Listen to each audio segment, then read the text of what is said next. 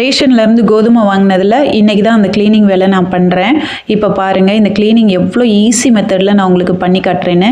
முன்னாலெல்லாம் கோதுமையை க்ளீன் பண்ணுறதுக்கு ரொம்ப கஷ்டப்படுவேன். இப்போல்லாம் வந்து ரொம்ப சிம்பிளாக பண்ணிடுறேங்க. சிங்கில் வந்து ஒரு பாத்திரத்தில் அந்த கோதுமையை வச்சுக்கிட்டு தண்ணியை வந்து ஆன் பண்ணி விட்டுட்டோன்னா அவ்வளோதாங்க. மேலாக பாருங்கள், எல்லாமே எவ்வளோ அழகாக மிதந்து வருதுன்னு.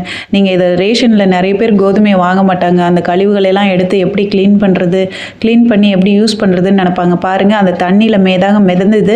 நான் எல்லாத்தையுமே ரிஜெக்ட் பண்ணி விட்டேன். அப்படி தள்ளி விட்டாலே அது அழகாக போயிடும். மிச்சம் மீதி இன்னும் இருக்கிறதெல்லாம் வந்து நல்லா கிளறி விட்டாலே அதுவும் மிதந்து வருங்க அழகாக. அதுக்கப்புறம் பைப்பை நம்ம வந்து ஆஃப் பண்ணிவிட்டு கொஞ்சம் அதை நல்லா க்ளீன் பண்ணிக்கலாம்.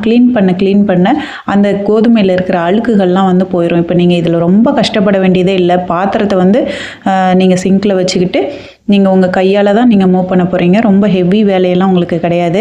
அதுக்கப்புறம் அந்த தண்ணியை நம்ம என்ன பண்ண போகிறோம், கொஞ்சமாக சாய்ச்சி விட்டுட்டு அதில் இருக்கிற அந்த மேலே இருக்கிற அந்த திப்பியும் வந்து அப்படியே தண்ணியோடு போயிடும். இப்போ பாருங்கள், இப்போவே ஓரளவுக்கு நல்லாவே க்ளீனாக இருக்குது. இதுதான் அந்த கழிவு. இந்த கழிவை எடுத்து போட்டுட்டு மறுபடியும் 2வது ரவுண்டு வந்து நம்ம அதே மாதிரி தண்ணியை வந்து ஆன் பண்ணிக்கலாம். இப்போ ஃபஸ்ட் ரவுண்டை விட செகண்ட் ரவுண்டு இன்னும் கொஞ்சம் கோதுமையை வந்து கொஞ்சம் டைட்டாக நம்ம பிசைஞ்சு க்ளீன் பண்ணிக்கலாம். அப்போ தான் அந்த அழுக்குகள், மேலே இருக்கிற அழுக்குகள் எல்லாமே கிளியராக வந்து வெளியில் வரும். இதில் ஏதாவது கல் அந்த மாதிரி விஷயங்கள்லாம் இருக்குது, இதை எப்படி அரிக்கிறது அப்படின்ற மாதிரிலாம் நீங்கள் யோசிச்சிங்கன்னா அதுக்கும் கவலைப்படாதீங்க. அதுக்கும் ஈஸி மெத்தடு நான் சொல்கிறேன். இப்போ பாருங்கள், இதுலேயும் செகண்ட் ரவுண்டும் நல்லாவே நான் வந்து அதை க்ளீன் பண்ணிட்டேங்க. இந்த மாதிரி கையால் கொஞ்சம் கொஞ்சமாக 2 கையும் சேர்த்து வச்சு நம்ம க்ளீன் பண்ணிக்கலாம். எனக்கு கையில் அடிபட்டுருக்கிறதுனால என்னால் ரொம்ப ஃபோர்ஸாக பண்ண முடியாது. அதனால தான் ஏதோ என்னால் முடிஞ்ச வரைக்கும் பண்ணேன்.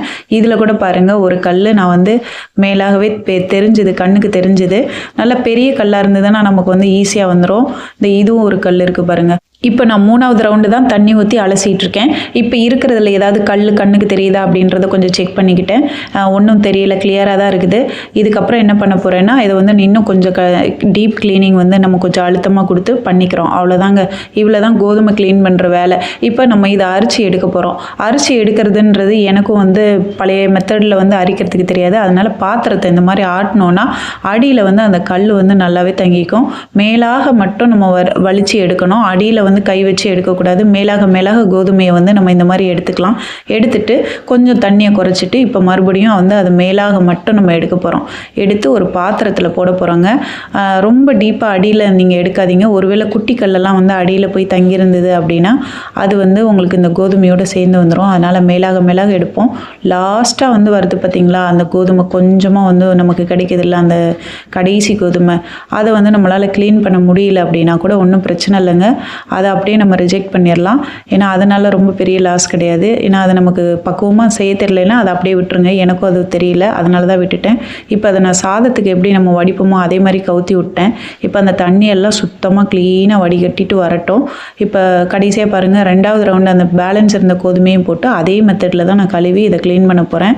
தண்ணி எல்லாம் நல்லா வடிஞ்சதுக்கப்புறம் அதை எடுத்து நல்ல காட்டன் துணியில் நம்ம கொட்டிக்கலாம். இப்போ பாருங்கள், கோதுமை எவ்வளோ கிளியராக இருக்குன்னு. ஏதாவது ஒரு சின்ன தூசி கூட கண்ணுக்கு தெரியல, அந்தளவுக்கு கிளியராக இருக்குது. 2 ரவுண்டையும் கொட்டி நல்லா இதை வந்து காய வச்சுக்க போகிறேன். இதுக்கப்புறம் இதை நல்லா காஞ்சதுக்கப்புறம் ஃபேன் காற்றுல காஞ்சாலே போதுங்க. இதுக்கப்புறம் ரைஸ் மில்லில் நம்ம அரைச்சிக்கலாம். வீடியோ பிடிச்சிருந்தா மறக்காமல் லைக் பண்ணிக்கோங்க. தேங்க்யூ.